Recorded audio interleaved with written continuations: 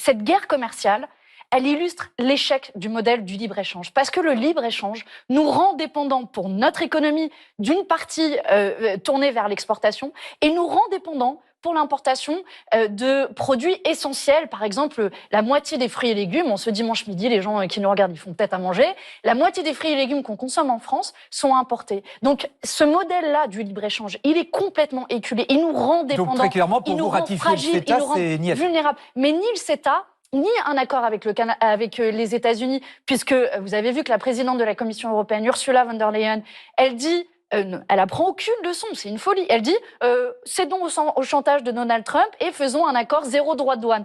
Ni accord avec le Mercosur, ni accord avec l'Inde ou le Mexique, comme le prévoit la Commission européenne.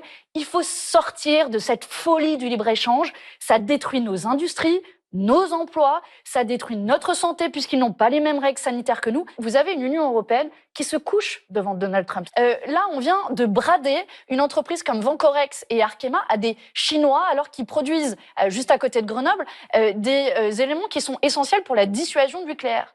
Et on vend ça, une poignée d'euros, à des Chinois. On est en train de tuer notre souveraineté, notre savoir-faire, nos brevets qu'on cède, l'air de rien, à la Chine. Moi, je ne suis pas d'accord pour ça. Au passage, on détruit de l'emploi. Et donc, je souhaite, oui, qu'on se pose cette question essentielle. De quoi avons-nous besoin en France et en Europe? Et comment faisons-nous en sorte de le produire ici?